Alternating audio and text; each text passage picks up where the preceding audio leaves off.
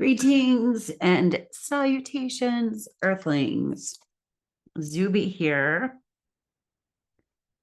and I am going to be doing a random collective reading. I'm back in Texas. Spokane, Washington is amazing. And I don't know how Idaho has been hiding from me for my 48 years, but dude, Coeur d'Alene is awesome. There were like chicks there who looked to be my age, which is in the late 40s range, with flare pants and long hair and braids and bandanas in their do-rags, is what I call them. But anyway, I loved Idaho. It was amazing. Spokane is super cool too. Anyway, I'm Zube, and if you are interested in a personal reading, astrology, or tarot, you can find my information in my website below. I do readings over Zoom. And I want to say in the beginning, because I usually say it at the end, thank you, everyone who watches this. Like, I look at my stats and I'm actually kind of getting less and less traffic. And I started thinking about it and I'm like, I'm okay with that because I feel like whoever needs or connects with my messages might be just a smaller group of people, Anyway, this is a general reading. I like to come into these with something from my meditation, and what I got was a wishing well. And so there was a well, and it's like throwing a penny in and making a wish, right? What I've been feeling a lot lately is that it's an inside job. We're seeing the world reflected back to us as we see ourselves. So there was a lot of inner work. But when I kind of like grabbed onto the wishing well theme in my meditation, I was encouraged by spirit to play with it a little bit, not only just making a wish and putting it into the wishing well, but wishing well, like wishing well on others, wishing well on ourselves. But the well was really deep, right? And it's like you throw the penny in and you might hear it, but did anything happen? So there were just all kinds of, it's hard to explain, which if you meditate or pray or whatever, some of this shit is just really hard to explain. So there's that. But anyway, thank you to the people who watch here. I really appreciate you. This is just as much for me as it is for you. And I just love doing it. So I'm going to grab some tarot. Another thing that I've been ruminating on, this has been for the past few weeks, but of all of the difficult things that I've been through, I can't go back there. I don't remember what that felt like to be in the moment of that feeling. So, and I want to share this because there's some things that I've been finding really helpful, and I want to give a little bit of the backstory as to, what exactly it is, and then I'll tell you what I've been finding is helpful with it. But I was talking to my sister, and she, we were saying how my brother Eric died. So my sister Michelle and I were talking about how she had someone whose brother died, and grief is never the same exact for anybody. Like, I don't know. I think it's just smart to not say, I know exactly how you feel, because you really never do.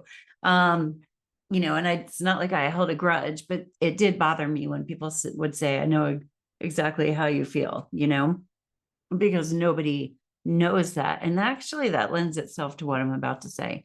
But she was like, I forgot, I can't feel that again. Like when they told me, this is my sister saying, when her, she found out her friend's brother died, she was like, I don't feel like that felt like. So I honestly couldn't even say to her, even though your brother died and you wouldn't know exactly how that felt anyway.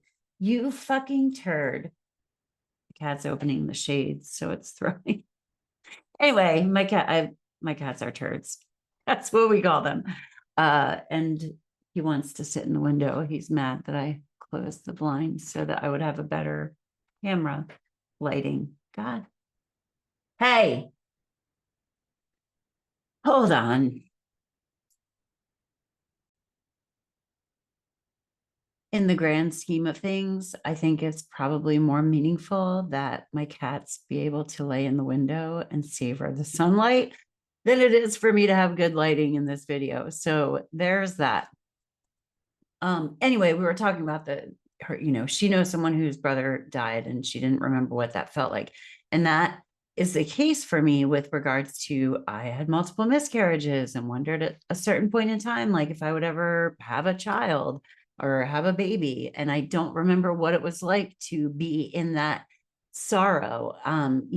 I was raped in college and I don't remember what it's like to go back there. Just all of these things, I'm like, how quickly I forget when it's over. And so this lends itself to even my current struggles. I was having a really rough time a few weeks ago, and now I've wrapped my head around some stuff. And I don't know what it's like to be as sorrowful as I was before. I think this is part of evolving, but I think it is some of the modalities and the tricks and tools that I have learned to utilize. And part of it is just reality. Like there will never be a moment in time again where my dad is on the other end of the phone saying Eric died, like that just cannot be recreated. There will be different things. So but I was telling myself that because when I am in the throes of something difficult, that is something that I tell myself, like, you know what, at some point in time, you're going to forget exactly how awful this feels. So you're in it right now, and it might feel like a forever thing, but it's really not. I'm having camera issues today, but this is real life, cats want to lay in the sun and now they're chasing each other around. So there was all of that I've been ruminating on. And what I have started using to help me get through it is, this isn't going to be forever. And as a matter of fact, like, feel it now, because you're going to forget what it feels like eventually. And you're going to wonder. I almost feel guilty. Like, as soon as a stressor is gone, it's like almost forgotten. So then I was thinking about, okay, when we do carry stuff with us. So when I got sober, I had really, really bad anxiety. And one of the things that my therapist had told me was that I used to love scary movies, but they scared the shit out of me. And my therapist was like, you should probably stop watching scary stuff because it is bad for your anxiety. And I don't remember if this was her or if it was somebody else. I think I actually read it somewhere. I saw it in a video. But when you're watching a scary movie, your mind understands that the scary scene in front of you is not real, it's not happening to you, but your body doesn't know that. So when your body is reacting with fear, it doesn't understand that it's afraid because there's a picture on the screen that's not real. It's like physiologically your body just feels fear. And my anxiety, there are probably a lot of reasons why my anxiety went down, but one of the reasons I do credit that I stopped watching scary stuff. I even stopped watching The Walking Dead when I had always been really, really into that. And so there's something here I'm getting to. And if you're following me, like, good job. You should get a cookie or an award or something.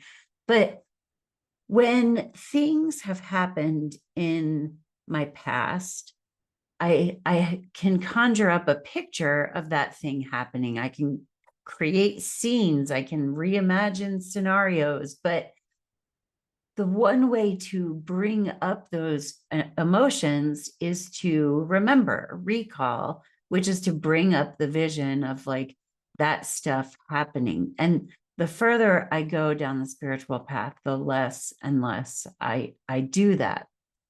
And I am by no means, you know what? I won't even say the less I do it, the more I recognize when I'm doing it. Like I am just feeling feelings about pictures in my head of the way things did go or the way they didn't go or how I wish, things would have been. And when I create a distance, at least I understand I'm having emotional reactions to the feelings that the picture in my head is conjuring up. It's not happening right now, it's not real at this moment.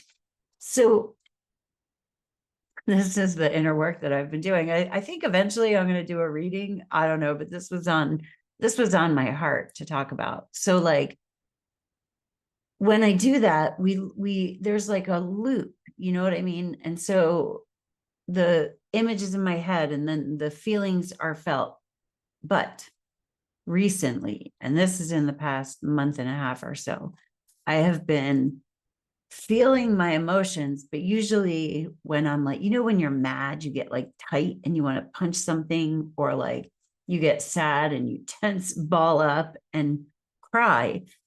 And I've been deliberately recognizing when I'm having a feeling of sadness or anger or whatever, where I'm like, okay, I'm going to feel this, but I'm going to loosen my body. So like, and I've been playing with that. And it's funny because sometimes I'll be like, no, I cheated. Did I cheat? Because I remember one time specifically, I was really angry about something. And it's hard to be angry when your body is like loose. And so as soon as I went like this, the feeling of anger dissipated super quick. And I'm like, am I cheating? But then I came to the point eventually where I'm like, no, I wasn't cheating, because usually when you're angry, you like go like that and then almost like swallow it down, But maybe that is how quickly the emotion of anger is meant to pass through.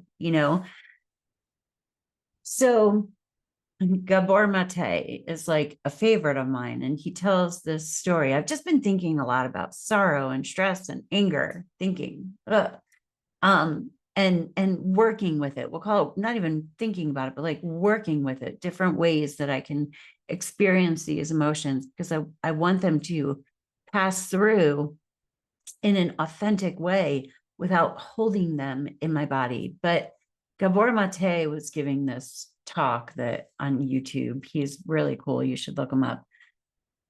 He was saying how, like, if a rabbit is being chased by a predator, I'm pretty sure it was a rabbit, the rabbit will run and run and run and run. And that's what like adrenaline and cortisol and all of those like stress things are for. Like they're to get us through a moment, not like our entire lives.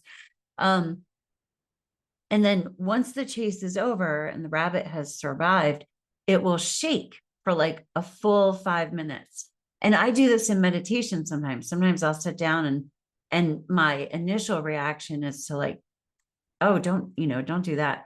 But for the past couple of years, I kind of sit down. If I start shaking, I just hold my hands out and like let it happen, and like let whatever it wants to come through like vibrate out of me. Because when we freeze, we hold in that response. But like the rabbit, after it's chased, it shakes for 5 minutes and then it doesn't like never eat out of the pasture again. It doesn't reimagine that like that same situation is going to happen in the future. It lets it go once the physiological like anxiety is released through the body. But we don't do that. We like freeze, or we swallow it down, swallow your pride, or you know what I mean? Like and this is what spiritual bypassing is, when we don't allow these emotions to pass through us. So I have been obviously working on a lot of shit. And I just wanted to share that with you because then, like with the wishing well, there's just a consistently working on myself in it's an inward journey, and I want to see different shit on the outside of my life. And that means that I have to change what it is that's on the inside because I am the only person that can work on me. And then I'm going to borrow from AA here. On this channel, I like to share experience, strength, and hope. And that's a big thing in AA, where you might go and talk about your struggles or whatever you're having a hard time with. But then generally after a difficult share, we call them, other people will share their experience, strength, and hope. And I've often thought, wouldn't it be cool if like regular normies, we call them, who aren't addicted, like if there was a space where we could just go do this, like here's what I'm struggling with. And then other people share their experience, strength, and hope, but they're not allowed to crosstalk you. They're not allowed to give advice or whatever. And there's something about that model to me that's so incredible because you get to go and share your little slice of experience, and then other people share their experience, but you don't feel like bossed around or told what to do. And some groups are better about it than others, but I just like to share my experience, strength, and hope here. Life is fucking hard, man. And, it's hard for the people you struggle with. It's hard for the people you love. It's hard for you. It's hard for me. It's just hard for everyone in different ways. And if we were all making wishes in the well, like if we were all really just wishing things instead of fearing things, like things would be a lot different, I'm mildly annoyed that the lighting is so bad and my cat's not even sitting in the windowsill. But so let's do a reading. I hope you are all well. I hope you are feeling love. I hope you remember that this is just Earth. This is just our Earth experience. I have been spending a lot of time cultivating a relationship with the Divine Mother and feeling comforted and nurtured. You know, and yeah, because like feeling unloved and unworthy is sort of the human condition, isn't it? And if we all went to the Divine Mother or the Divine Father or God or whatever you have for it, but if we all made a point of experiencing and seeking unconditional love, then we could love unconditionally. And then we wouldn't put conditions like transactional love on one another. Like, I do this for you because I love you. And that means you do this for me because you love me. Like, that's where things get weird. Anyway. All right. So I'm going to ask for this reading. What the fuck was that all about? What was my tangent about?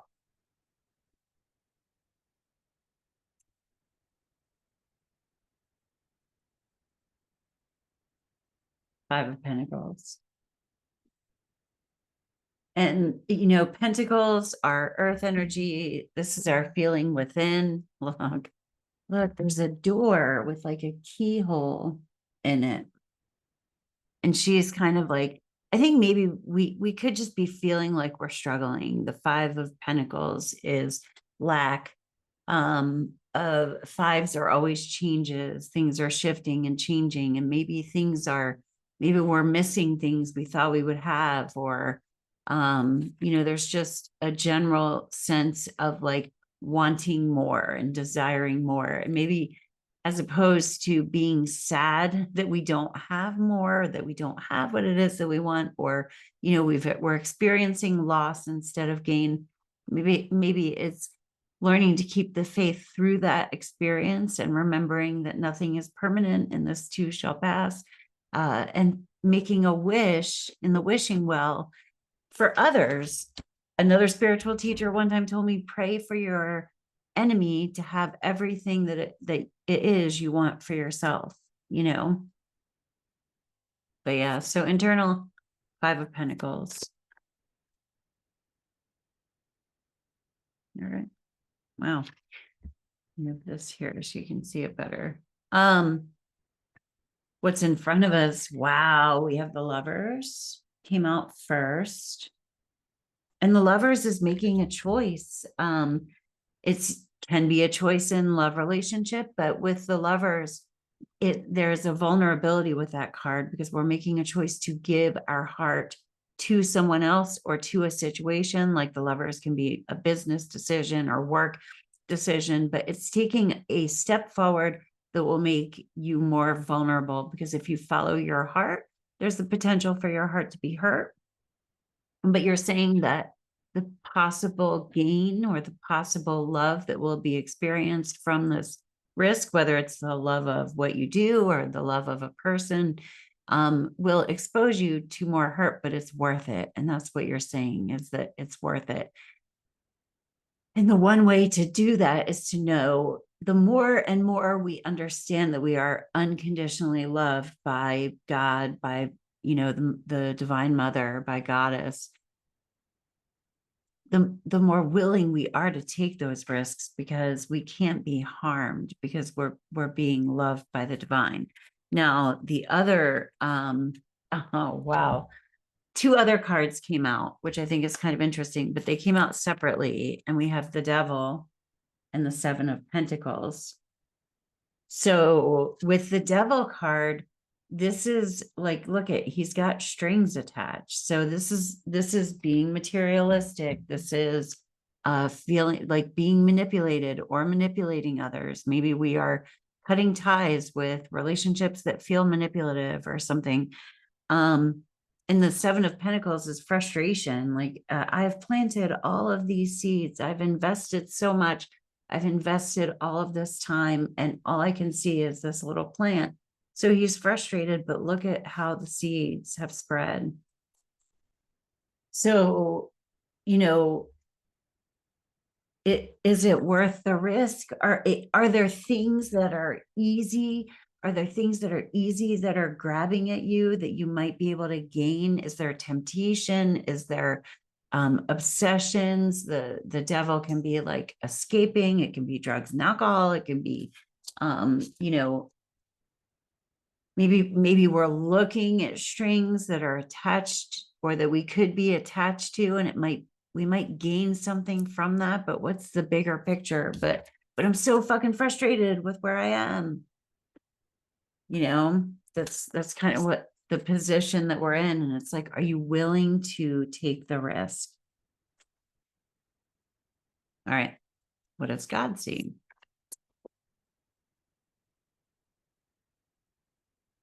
My God, the Queen of Pentacles. She knows her worth. She's patient. She's loving. She's nurturing.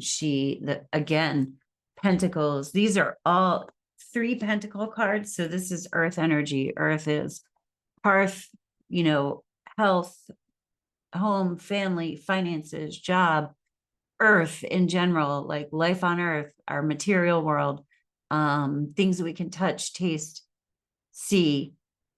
And maybe we're just not seeing like what we want to see in front of us, and the last door is within us, and the key is right there. The key is right there. But the Queen of Pentacles is patient. The Queen of Pentacles and the Queen of Cups are like the mother energies. So I was talking about the Divine Mother.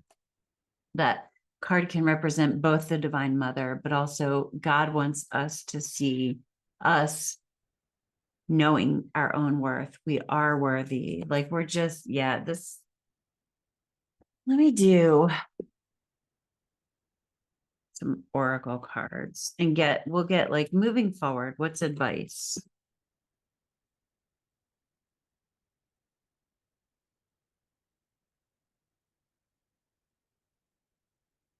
Temptation feels like a big one. Like we could be tempted to give up. Fork in the road. The Lovers is a choice card. I feel like we are definitely at a choice point, but there's a fork in the road. What feels right? Don't make, even if we make a choice, we can always kind of course correct. Remember that.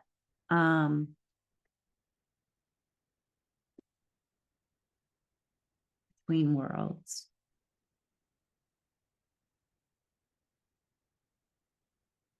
Fork in the road, between worlds. This is why I think I'm not getting as much traffic, because this is like 3D, 5D stuff. I think it's just, not, it's just not a message that many people would get, but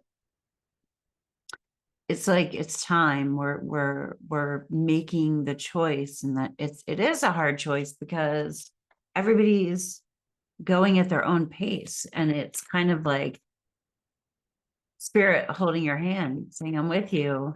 You're like, yeah, but nobody can see you. Chaos and conflict. Let's see. I'm gonna see what guides are with us.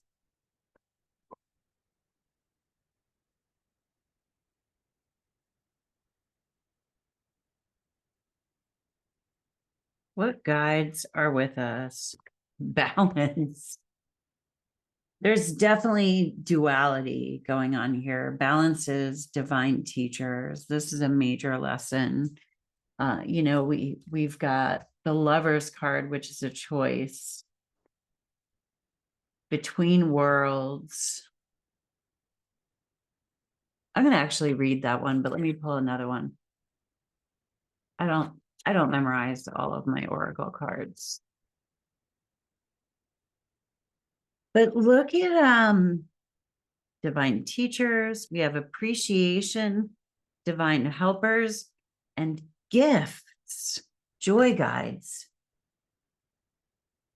So what's really funny here is that I was talking about like transactional love, and we have these images here about balance. One is handing a gift to the other one, and the other one is handing their heart. So what this really feels like to me is being joyful when you can. We have gifts, giving gifts, offering, but offering like your heart lovingly in a way that like is vulnerable, and knowing that you might not get anything back, right? But it's just appreciation. Oh my goodness. And we have got a figure here handing flowers, but then there are like these divine hands that are bringing a star down there. You grab.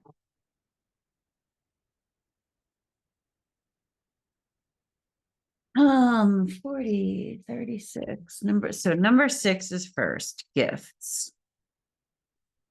Your joy guides delight in showering you with gifts and encourage you to expand your heart's capacity to receive all that they have to offer. Start each morning by asking them to surprise you with something wonderful during the day. Then, just before going to bed, list all the wonderful things they've bestowed upon you. See how the list grows longer and longer each day. Their only request is that you acknowledge these offerings and thank the Divine Mother and Father God for their endless generosity. The Joy Guides message: open your heart and expect good things to come. So we have that, and then we have appreciation, which is 40. So we receive our gifts from above because we have that understanding, and not everyone has that understanding right now. And then we bestow gifts upon others, but it's not in a transactional way where we expect everything, because we are always receiving our abundance from up here. And some of the shit, like we can say over and over and over again. I've been thinking about this too, but like I learned something, I know it in my mind. It's like it comes through mentally, but it doesn't break through emotionally yet. And then suddenly you just feel like a boom, like a shift where you get something, like you're like, I knew this, but I feel it now. So if things are, because I have to give myself grace for feeling like I'm being repetitive, but I mean, I don't know how many times I've shared a meme about something that I understand, but I don't feel until one day I share it and I'm like, ooh, I actually feel this one now. Like I can feel it. And so anyway, appreciation. Your divine helpers are present to remind you to appreciate your fellow human beings and take nothing for granted. Recognize your need for others and the unspoken gifts they share with you. Move beyond your self-interest right now and participate in a common effort. Ask yourself how you might contribute to the greater good. Your divine helpers message: be responsible for your part in the great scheme of things. And then balance, which was the main initial one that came out. So what do we have with that? Ah, you're in the delicate process of learning how to properly balance the flow of give and take in your personal relationships, and it's time to evaluate how you're doing. Are you giving too much, leaving you resentful and angry? Or are you withholding when you could give more, leaving you feeling guilty and defensive? Your divine teachers can help you learn how to better align your relationships so that you neither give nor take too much as a means of controlling others. They counsel you to be honest about your motivations when dealing with others. You know in your heart of hearts what drives your interest in them. Do you give with a secret agenda of you owe me? Do you create dependency in and control over others with your kindness? Or do you withhold for fear that you might be taken advantage of, keeping people guessing about your motives and your intentions? Your divine teachers are on hand to help you answer these questions. They lovingly assure you that relationships are the most difficult of all spiritual classrooms, and the lessons of proper give and take are the most difficult of skills to learn. Have compassion for yourself as you seek balance with others. Ask your divine teachers to help you become more aware of how you give and receive in all relationships, not just the romantic kind. Their message to you: there's no difference between giving and receiving love. So they kind of talked about what I have been talking about. We are doing the inner work. We are building ourselves up and our relationship to the divine so that we are, and this has probably always been the case. You might be watching this going, yeah, I knew that. But maybe it's just a reminder, because things are gearing up. We got chaos and conflict. I think it's going to be chaos and conflict. And if we're grabbing from the outer world, then we're not replenishing our inner world, then we're needing others. And it said in there, we do need others, but I mean, a different kind of need. This is recognizing that we came here for human relationships because that's how we learn, but learn to replenish yourself, put wishes in your own well for humankind, for you. Yeah. Anyway, this is going to be really long. I hope you guys have a great day on Earth. Thank you for stopping by. Peace. Namaste.